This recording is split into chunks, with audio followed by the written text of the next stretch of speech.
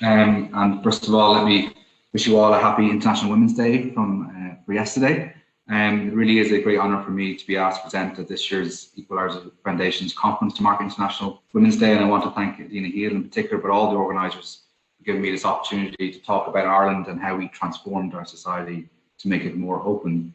Obviously, I would much prefer to be there in person with everyone, but obviously the health and safety of everyone comes first, and of course we have technology that allows us for the next best thing, which is a virtual conference. Hopefully my IT will hold up. We are homeschooling here at the moment with 3 young kids, so there's a heavy workload on the Wi-Fi system here in my house. But if I do drop out a couple for a little bit, it usually comes back quite quickly. So just hopefully be patient with that. And in relation to COVID, I believe that the current challenges and difficulties caused by the COVID-19 pandemic has brought into more relief and attention onto International Women's Day and what it stands for. Unfortunately, this pandemic has hit women disproportionately harder in many different ways, but the very worst way is the increase in domestic violence, which has been witnessed across Europe and globally, and it serves to highlight the need for us to redouble our efforts to make the world a safer and more just place for women. I'd like to begin my presentation today by quoting one of Ireland's most best loved and successful poets, Evan Boland. Her poem, Our Future Will Become the Past of Other Women, which was written to commemorate the 100th anniversary of women achieving the vote in Ireland, opens with, and I quote, "Show me your hand, I see our past, your palm roughened by heat, by frost, by pulling a crop out of the earth, by lifting a cauldron off the hearth, by stripping rushes dipped in fat to make a wick, make a rush light. This was your world, your entry to our ancestry in our darker century. Go sufferer, our ghost sister, remind us now again that history changes in more moments with one mind. We will not leave you behind." These powerful words are a reminder of the struggle women endured for their rights in the past century, and an ode to those who went before and made a world, while still imperfect, a better place for the next generation of women. The sad reality is that in recent history in my country, Ireland was a cold place for women. I'm happy to say that the position of women in Irish society has vastly improved in the last 30 to 40 years, but it's still far from perfect, and much more needs to be done to make Ireland a true land of equality. However, I'm very proud about the transformation my country has underwent during my lifetime, and today I want to talk to you about how this came about and what lessons may be drawn from Ireland's experience. But first of all, why am I here today? And I'll just maybe struggle with sharing my slides before I continue.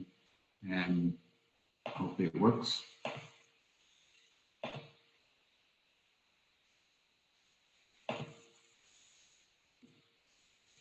That's it, I think. Hoping you all can still see that and hear me. So why am I here today? Well, Ireland is the focus of today's presentation at the conference to mark International Women's Day, I think, because it's fair to say that just 2 recent events that have seen Ireland propelled into the limelight and been held up as an example of how a conservative, closed society can be transformed into a more progressive, open one. And I think it's the first was the referendum in 2015, which legalised same-sex marriage in Ireland and introduced marriage equality. Of course, Ireland's not very special in this regard. Ireland wasn't the first country to introduce marriage equality, but where we were different, we were the first country to introduce it by a popular vote and by a significant majority of 62% of the population. The second was the referendum in 2018, which legalised abortion in Ireland, and for the first time in our history afforded full reproductive rights to Irish women. To many people's surprise, after a history of very divisive debates and past referenda on this issue, an even larger majority of 66% voted in favour of legalising abortion in Ireland. The scale of these endorsements by the people of Ireland clearly demonstrated a significant shift in our society, and to many in the world it was almost a case of a bolt from the blue. How could this seamlessly, traditionally Catholic conservative country embrace such openness, such inclusivity, such equality on issues that were in direct conflict with the teachings of the Church? Today I want to set out the factors that led to these 2 seismic events in the development of Ireland. I think that it's fair to say that it was not a bolt from the blue or an overnight phenomenon, but a combination of factors that developed over many years and culminated in real changes in Ireland in the last decade or so. I also think how Ireland approached these thorny social issues through a process of deliberative democracy. I think it offers some lessons for other countries around the world, also dealing with these challenging debates and what type of society they want. In addition to looking at the factors that contribute to the transformation of Irish society, which will also provide an insight into Ireland's social history, I want to talk about the challenges that Ireland still faces in our efforts to make our society truly equal, fair and just for everyone. In doing this, I will focus on gender equality and in particular equality between men and women, where Ireland, while making very positive strides, has still a lot to do. But first, I would like to provide some historical context, and it's difficult to show how far the society has come without first showing where we came from. Ireland gained its independence from Britain in 1922. It was a state based on Republican ideals inspired by democratic principles of the US and French revolutions. In the proclamation of Ireland's independence in 1916, one of our founding documents, it promised to cherish all the children of the nation equally and provided a guarantee of religious and civil liberty, equal rights, and equal opportunities to all its citizens. However, while our Constitution adopted in 1937 also proclaimed to live up to these ideals, it also contains provisions which would not be deemed as affording equality to all, especially by today's standards. The reality is that an independent Ireland was a very conservative society. While religious freedom was guaranteed, the Constitution bestowed a special position on the Catholic Church, a position that was constitutionally protected under the Fifth Amendment to the Constitution, which removed the special position of the Catholic Church from the Constitution, and that happened in 1975. From the formation of the Irish state in 1922, much of the task connected with education, welfare, and the running of the healthcare system was left in the hands of the Catholic Church. And as a consequence, decisions made and policies upheld were influenced by the Church's doctrine. This had a particular impact on women and children, as well as minorities, especially sexual and religious minorities. In terms of the position of women in society, this role was very much seen as a homemaker, a carer, a position that in fact was constitutionally protected. Article 41(2) of the Constitution states that the state recognises that by her life within the home, women gives to the state a support without the common good cannot be achieved. Therefore, Article 41(2) continues, the state is obliged to endeavour to ensure that mothers shall not be obliged by economic necessity to engage in labour to neglect of their duties in the home. To many people's surprise, including myself, this provision remains in the Constitution to this day, despite the fact that the society and our equality have moved on fundamentally. And this is a reality that is currently the subject of a citizens' assembly in Ireland, something that I will return to later. On the screen at the moment, I think it's just some typical pictures of what Irish society for women would have looked like back in the foundation of the state, or right up to the 1960s, 1970s, a very rural life and a very homebound life, looking after children, cleaning and cooking. So it's a very stereotypical image of what life would have been like for women in the early years of the Irish state. The dominance of the church influenced every aspect of society. A marriage bar was in place until 1973, which meant that women working in the public sector were legally obliged to resign their position once they got married. Divorce was illegal in Ireland until the Constitution was changed by referendum in 1995, and even this vote was extremely close, with only the narrowest margins of 50.2% deciding to make it legal. Contraception was only legalised in 1973, and even with that, it could only be prescribed by a doctor. Condoms only became readily available in 1985. Women's reproductive rights were non-existent. In 1983, following a very divisive debate, the Eighth Amendment to the Constitution was passed, which recognised the equal right to life of a pregnant woman to be unborn. This has had a profound effect on not only the rights of women, but also women's health. From the early 1990s up to very recently, there was countless stories of women suffering terribly or even dying because of this constitutional amendment, with tens of thousands of women forced to travel abroad to access abortion services. So how did Ireland come from such tragic cases and from being a very conservative society dominated by the Catholic Church to a society that now prides itself on its openness and attachment to equality, inclusiveness and fairness? While others may point to many other factors, I think there are 7 key factors that together have helped to transform our society in the last 40 to 50 years. They are, and I have not placed them in any order of importance, economic development, education, globalization, including migration, membership of the European Union, more progressive politics, the waning influence of the Catholic Church in society, and a process of deliberative democracy. First, with regard to economic development, When Ireland gained its independence in 1922 and even up to joining the European Union in 1973, Ireland was a poor, mostly rural country dependent on agriculture as our largest export and employer. Successive governments had a protectionist policy with no natural resources apart from our people and the land. There was little economic development and poverty was widespread. This also meant we were a country of immigrants, with many young people deciding to leave the country, mostly to the US and to the UK, out of economic necessity. This began to change in the 1950s. Ireland began to open up its economy, with many of the protectionist policies and encouraging foreign investment. Joining the EU in 1973, something I'll return to later, also had an overwhelming positive impact on Ireland's economic development and seen an inflow of EU funds that vastly improved their infrastructure and helped modernise and expand our higher education sector. There has been many economic peaks and troughs throughout Ireland's history, including the high of the Celtic Tiger, the financial crisis of 2008, and now with the impact of COVID. Overall, Ireland's economic development in the past 100 years has been nothing short of amazing. From a rural agricultural economy with high levels of poverty, Ireland is now a highly developed knowledge economy, focused on services in high tech, life sciences, financial services, and agribusiness, including agri-food. Ireland is the sixth most open economy in the world according to the Index of Economic Freedom and ranks first for high-value foreign direct investment flows. In the global GDP per capita tables, Ireland ranks fourth of 186 in the IMF table and fourth of 187 in the World Bank ranking. And you see from this graph here, Ireland's GDP per capita is now higher than that of Germany's. Ireland is now home to many of the leading multinationals, especially high-tech and pharmaceutical companies. And on this slide, you see some of the examples of companies that now have their EU HQ or European HQs in Dublin. This has meant a relative prosperity for Irish people, lifting thousands out of poverty, third-level education available to all, full employment becoming the norm rather than the exception, and a shift from a rural-based society to an urban one. This prosperity and the modernisation and opening of our economy has inevitably led to an opening of society with the arrival of new ideas, different cultural influences, and a more progressive way of thinking. The second factor I'd like to talk about is education. Investment in education has played a huge role not only in Ireland's economic development, but also the modernisation of society. A major breakthrough came in 1966 with the introduction of free secondary level education. After joining the EU in 1973, Ireland not only invested EU structural and cohesion funds in transport infrastructure, but also in educational infrastructure.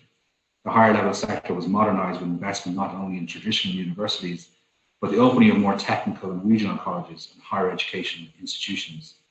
Third level education became not only an option for the privileged few, but widely available to all young people. As a result, today, Ireland has one of the highest levels of education attained in the EU. The latest available EU figures show that in 2019, 84% of all 20 to 24-year-olds in the EU 28 member states have attained at least a higher secondary level education. The corresponding figure for Ireland was 94%, ranking the country third among EU member states. The latest available EU figures show that 42% of 30 to 34-year-olds have a third level qualification in Ireland. Ireland has the fourth highest third level education attainment level, 55%. Overall, 51% of people in Ireland in 2020 have a third level education and only 30% had a secondary level education only. Therefore, there is a strong correlation between high educational attainment and a more open society.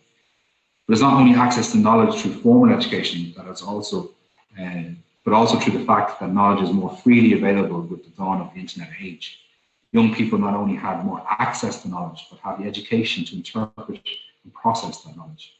This has definitely contributed to being more open to new ideas and concepts and better understanding of the importance of inclusiveness and equality to progressive and prosperous society. The third factor is globalization. Ireland's relative economic success is partly due to the fact that as a country we embrace globalization. And I think it is fair to say that we have been one of the winners of globalization. Ireland is one of the most globalized countries in the world. According to one survey, Ireland is the most globalized country in the world, but I think in 2020 that crown was taken by Singapore. This slide shows here Ireland top of the table. But probably more revealing is that according to this graph, Ireland only ranks second to Japan in terms of the average income gain per capita between 1990 and 2018 due to increasing globalization. However, we have experienced both sides to globalization. For much of our history, we have been a net immigration country, seeing many of our young people forced to leave the country to find work. As globalization took off and as our young people became more educated but had no job prospects in Ireland, we witnessed from the 1980s a brain drain from Ireland. In the 1980s, over 30% of all university graduates emigrated. However, as the economy and employment opportunities improved, some of those who emigrated began to return home, bringing with them new ideas, different cultural experiences, and more progressive thinking. In addition, despite a reversal during the financial crisis in 2008 to 2011, Ireland became a country of net migration. These immigrants, or new Irish, also brought with them new perspectives, with a high number of highly skilled foreign workers coming to Ireland to work in the ever-expanding multinational sector. They demanded not only a good standard of living, but also a more modern society. They wanted to live in a country that embraced diversity and was not held back by its past of society dominated by traditional, very conservative thinking. The fourth factor, I think, is our EU membership. Ireland joining the European Union in 1973, along with Denmark and the UK, was not only a driver for economic development and modernisation, but also a driving force for social change. Gender equality legislation was first introduced in Ireland in the 1970s, the direct consequences of our obligations under the EU treaties. One of the first benefits was that more women were able to access the labour market thanks to the abolition of the outdated marriage bar for women in the public service. Being part of the EU has helped Ireland develop gender equality legislation through gender mainstreaming, where equality is integrated into all policies and major government initiatives. During the late 1990s and early 2000s, a national development plan, partly funded by EU structural funds, saw Ireland adopting gender mainstreaming as a principle. A European Commission requirement also meant that Irish projects supported by EU funds had to promote equal opportunities. The government later extended this requirement to cover all state-funded projects. The impact of EU membership therefore had an immediate effect on opening Irish society, especially in the area of gender equality. In 1973, when Ireland joined the then EEC, there were 287,000 Irish women in employment, representing 27% of the total workforce. By 2014, the figure had more than doubled to 55.9%, and in 2018, there was more than 800,000 women in the labour market, a participation rate of 77.2%. More Irish women also now go on to third level education. In 2019, a total of 47% of all Irish adults participated in third level education, and more than half of them, 51%, were women.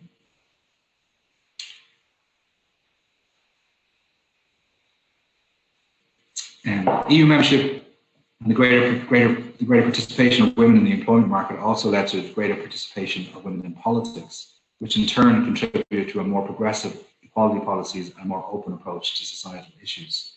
I think this is really the fifth factor in why we've seen a more modernization of our society has been the increase in participation of women in positions of influence. The groundbreaking moment came in 1990 when Mary Robinson was elected Ireland's first female president, a real shock to the male-dominated political elite.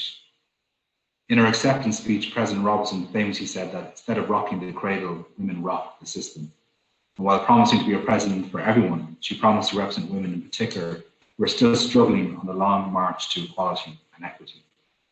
On the slide now is a picture of President Robinson's inauguration in 1990, and I think the picture is just so striking to see that apart from the president herself, there's only one other woman in that picture, and they're all middle-aged to older men behind her. So it really was a groundbreaking moment in our society to see a first woman elected president. President Ronan led the way, and while the representation of women in positions of power is still not where it should be in Ireland, something that I will turn to later, more women began to be active in national politics. Mary Robinson was followed in 1997 by Mary McAleese as president, and since then 3 women have served as Deputy Prime Minister autonomously in Ireland. The leader of the main opposition in Ireland is currently a woman, Mary McDonald. While not wishing to dwell on it, I also wanted to mention the conclusion in 1998 of a peace agreement on the island of Ireland, the Good Friday Agreement, which brought to an end over 30 years of conflict and cost 3,500 lives. This peace agreement has had a profound impact on the island, ushering in years of peace and prosperity. I think that it's fair to say that without this agreement, the openness of Irish society witnessed in recent decades would not have been possible. As well as settling the constitutional issues and governance in Northern Ireland, it anchored a rights-based approach to politics in Ireland, which gave confidence to others in society to seek equality. Women, through the Women's Coalition, played a major role in achieving the peace agreement. It demonstrated that when women are involved in peace negotiations and agreements, these settlements tend to be more inclusive and therefore sustainable. This is a principle that is now at the heart of the UN's Women, Peace and Security Initiative, an initiative which is now championed by Ireland and is one of the key priorities of our membership of the UN Security Council for 2021 and 2022. The sixth factor, and perhaps some would argue the most critical factor in why Ireland managed to open society, has been the waning influence of the Catholic Church in Ireland. As I said earlier, the Catholic Church and its doctrines dominated society in Ireland following independence and right up to the 1990s and even 2000s, influencing all aspects of public policy. However, this began to change in the 1990s, partially due to scandals which the Church in Ireland, within the Church in Ireland, which eroded the public's trust in the moral authority of the Church, especially among young people who were to become middle-aged voters in the silent majority when it came to the referenda in 2015 and 2018.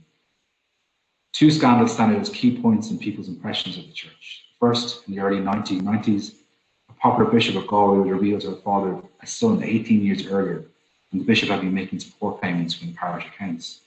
The second, and probably more profound, was the exposure of systematic child abuse in church-run industrial schools funded by the state. What followed was almost a decade-long exposure of child sexual abuse by members of the clergy and a systematic cover-up of these crimes by the Church in Ireland. Because of these events, people began to question the moral authority of the Catholic Church in Ireland and the doctrines of the Church that have informed nearly every aspect of life in Ireland. Ireland, sadly, is still dealing with the legacy of the actions of the Church, sometimes supported by an all too trusting state. Only earlier this year, the government issued a state apology to the victims and survivors of mother and baby homes. These homes, mostly run by religious orders, were places where so-called fallen women or women who became pregnant outside marriage would be sent to have their babies. Many of these women never left these homes, and some were forced to work in what were called Madigan laundries, the last of which only closed in 1996. This shameful episode is yet another serious dent in the influence and moral authority of the Church in Ireland, but also demonstrated how Ireland was such a male-dominated and paternalistic, chauvinistic society. This erosion of church influence in Ireland is borne out by the data. Census results show that historically Roman Catholics represented an average 89.5% of the population in each of the four censuses from 1881 to 1911. It subsequently rose to a peak in 1961 of 94.9%.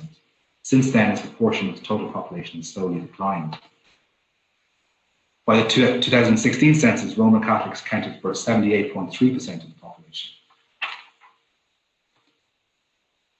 The decrease in those identifying as Roman Catholic is particularly acute among younger people. In 2016, only 60.5% of 27-year-olds declared themselves as Catholic. The decline of those identifying as Catholic is partially explained by the increase of other religions in Ireland brought about in part by immigration. However, the decline is mostly explained by those indicating non-religion. 18.5% of those aged 26 in Ireland now identify as having no religion. These trends, which show a decline in the influence of the Catholic Church in Ireland, were also a key factor in why 66% of people voted in favour of repealing the 8th Amendment of the Constitution in 2018 and legalising abortion in Ireland. In an exit poll taken by the public broadcaster, only 12% of voters said that religion was the only factor influencing how they voted. That was in a poll where nearly 68% of yes voters categorised themselves as Catholic. The exit poll also showed that 29% of voters attended a religious ceremony hardly ever or never, and a further 27% go to Mass only a few times a year. So that in nearly 60% of people who did not go to Mass weekly.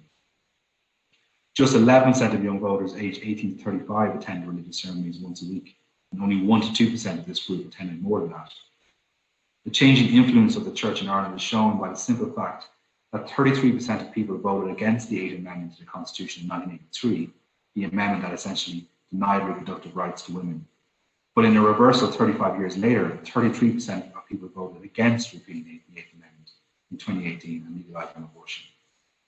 So there was a complete flip in terms of people's perceptions towards abortion in those years from 1983 and 2018. Therefore, I think it's fair to say that moral scandals in the church in Ireland, but also the impact of economic opening, education, globalization, has meant that the Catholic Church no longer holds sway over large parts of Ireland's social life. In turn, this waning influence was a key factor in the transformation of Irish society into a more open, progressive and tolerant society. However, I would point out that the Church and many members of the Church have had a very positive impact on Ireland, especially in the areas of education and healthcare. And to this day, religious orders and clergy provide vital service in Ireland, helping the poor and homeless. It's not the case that Ireland has become a nation of non-believers, but I think that Irish society has matured and is now able to distinguish the state from the church, to see rights not through the prism of church doctrine, but as an individual rights, and overall to see religious belief and practice as part of private life rather than public life. While economic opening, education, globalization, EU membership, more progressive politics, and the waning influence of the church were key factors in transformation of Irish society, the apex of this openness in 2015 with the marriage equality referendum and in 2018 with the abortion referendum would not have been possible without the introduction of deliberative democracy mechanisms in Ireland in 2011. These mechanisms enabled open and calm consideration of sensitive social issues and took much of the toxicity out of the politics and public discourse on these issues. It enabled the voter to take informed decisions. Given our experience in deliberative democracy, Ireland has found itself as a leader in this field. The specific Irish circumstances that gave rise to two deliberative democracy initiatives between 2011 and 2018 have long and short-term roots. The long-term factors were that the Irish Constitution dated from 1937. Various efforts to change aspects of the Constitution in the latter half of the 20th century not produce much change, but by the time of the 2011 general election, there was broad political consensus that constitutional change was needed. The shorter-term factors were that the 2011 to 2011 election took place with Ireland in a political and economic crisis triggered by the 2008 global financial crisis. The scale of the crisis has raised profound questions about the efficacy of the Irish political system, and indeed wider questions about how many established institutions, political, economic, social and religious, have contributed to the crisis. Therefore, following a process of party political consultations, the Parliament, or Dáil, established the Constitutional Convention in July 2012, providing for its basic structure of 100 people, 66 representative citizens, 33 politicians and an independent chair, the list of issues in the Constitution to be dealt with, and a time frame of 1 year. The parliamentary motion also stipulated that the Parliament must debate the conclusions of the Convention within 4 months, and the government must decide on whether or not to bring an issue to referendum for constitutional change. Based on the success of the Convention, a Citizens' Assembly was established in 2016, comprising of 99 randomly selected citizens and an independent chair, and which continues to sit to this day. The Convention and the Assembly represented important initiatives. The ground rules were determined by the wider political system, and both contributed to important constitutional changes, including marriage equality and changes to the abortion law, which were approved by referendum and transformed Irish society to a more open society. Whether such deliberative democracy initiatives can make a useful contribution in other countries and be used as a model will depend on the country's history and political culture, and the current relationship between the political system and civic culture. However, such mechanisms can make a major contribution to instilling basic principles into how society tackles sensitive issues. These principles being openness, fairness, equality, efficiency, collegiality, and most important of all, respect. Certainly in Ireland's case, without the Convention and Citizens' Assembly, the transformation to a more open society we witnessed in the last decade would not have been possible.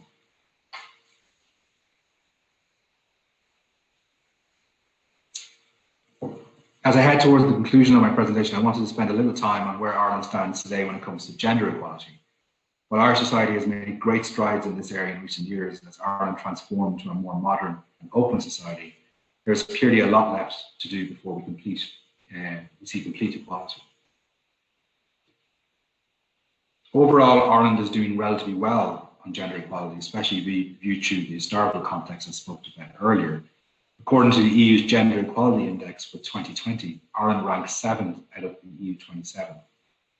Ireland ranks above the EU average with an overall score of 71.3, and we score well when it comes to tackling the inequality in health with 90.9 score and money with a score of 85.5. Between 2005 and 2017, Ireland's overall score increased by 9.4 points, showing faster progress towards gender equality than other EU member states. However, the index also shows gender inequalities are most pronounced in the domain of power, where Ireland's score is 53.4, below the EU average. So maybe just to take a look at some of the key indicators, in the area of education, Ireland is doing relatively well. Significantly, more women aged 25 to 34 years of age have a third level education compared to men, as this graph shows here. The green line being the women, and you can see that there's far more women with third level education than men. However, despite better qualified labour, despite the better qualified women are, labour participation of women, while vastly improved since we joined the EU in 1973, is still not equal. Women's participation rate, while increasing, is hovering around 55%, while for men it is around 70%. It's also quite revealing when this is broken down by age. It shows that women's labour market participation rate falls significantly lower compared to men from the age of 25 onwards. As you see in this graph here, the gap between the green and the blue line is you see men and women being more or less equal up to the age of 24, and then a significant gap opening up after the age of 25. It's suggested by these figures that this is accounted for by the women's greater role in childcaring, as well as care for elderly parents and the work in the home. For instance, as this graph shows, far more women in Ireland do far more unpaid work per week compared to men. As you can see there, in all categories, women do more unpaid work than men do, and it's quite significantly greater when it comes to 1 to 14 hours a week, which I think is a good indication that women are still expected to do far more unpaid work in the home than men are. This also comes out when you look at the type of employment between men and women, and also explain Ireland's lower score in the Gender Equality Index when it comes to power. In 2020, significantly more women work in the caring and leisure sectors. It is estimated that women make up just 25% of Irish people working in STEM-related jobs, while 80% of women make up the teaching sector up to secondary level. However, on the quite reading, only 44% of university teaching positions are held by women. This inequality is most pronounced when it comes to looking at women in positions of power. In 2019, just 1 in 4 of all senior roles in large enterprises were held by women. Women occupied only 11.5% of CEO positions and 28.3% of senior executive roles. Women held just 1 in 5 positions on boards of directors and only 7.4% of chairperson roles. The situation is better in the civil service, but still far from ideal. While 63.8% of civil servants were women in 2018, only 11.8% of secretary generals, the most senior position, and 34% of deputy secretary generals and assistant secretaries were female. In contrast, at the lower grades of clerical officers, 73% were women, and at the executive officer grade, 66.3% were women. This inequality is also evident when it comes to representation of women in Parliament and across government at the national, regional and local level. While the participation of women in Parliament has vastly improved since the first Dáil in 1919,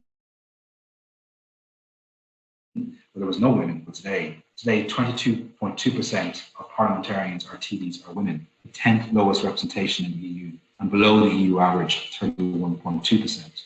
On the positive side, female representation in the Dáil increased in Ireland from 16.3% to 22.2% after the 2016 general election, as a result of new legislation on female quotas for political parties, of at least 30% of all candidates in election happen to be female. In terms of national decision-making, men significantly outnumber women in all decision-making structures.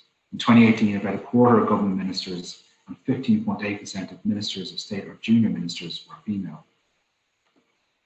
At the regional and local level, men also outnumber women. Regional assemblies members have a female membership of just 17.5% compared to 23.9% of local authority members. All this explains why the gender pay gap in Ireland is below the EU average at 14.4, as shown in this graph. And in Ireland, there's a number of the parties marked the 8th of November as Gender Equality Day, because that's the day on which basically women essentially stop getting paid in Ireland when you compare paying for women and the salaries of men. It also explains why Ireland is below the EU OECD average for the glass ceiling index as seen in 2019. Here we're just in 18th place, just below the OECD average in terms of glass ceiling index. So what is Ireland doing about all of this? The promotion of gender equality is a priority for the Irish government, which has a whole of government strategy in place. The National Strategy for Women and Girls 2017 to 2021, creating a better society for all. And it consists of 6 objectives: advancing socio-economic equality for women and girls, advance the physical and mental health and well-being of women and girls, ensure the visibility in society of women and girls and their equal and active citizenship, advance women in leadership at all levels, combat violence against women, and embed gender equality in decision-making. Implementation is monitored by a multi-stakeholder group, which includes CSOs, including women's organizations, employer and employee representatives, and is chaired by the Minister for Children, Equality, Disability, Integration and Youth. There's also, a few legislative initiatives that have been undertaken in recent years. I've mentioned already legislation introduced to introduce quotas of 30% for candidates in elections, but also there's been legislation being proposed in Parliament in the next couple of weeks, actually, in relation to the gender pay gap, which will basically oblige companies as well as the public sector to publish their salaries for both men and women, which hopefully that transparency will also mean that changes will be made in that area.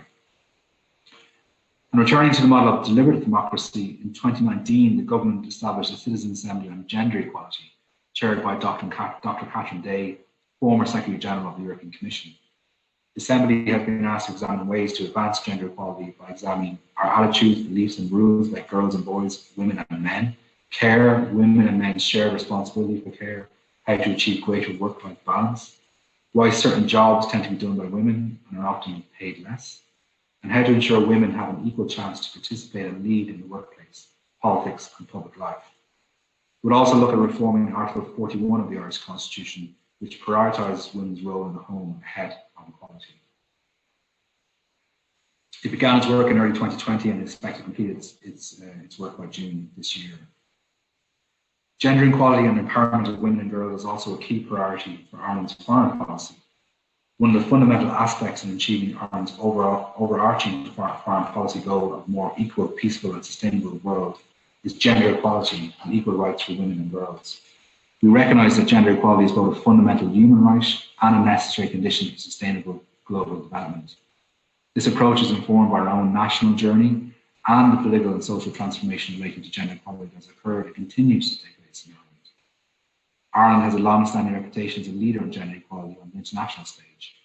Ireland co-facilitated negotiations on Agenda 2030 and played a critical and strategic role in ensuring consensus for a standalone goal on gender equality and for the integration of gender equality across all the sustainable development goals. In 2018 and 2019, Ireland successfully chaired the United Nations Commission on the Status of Women.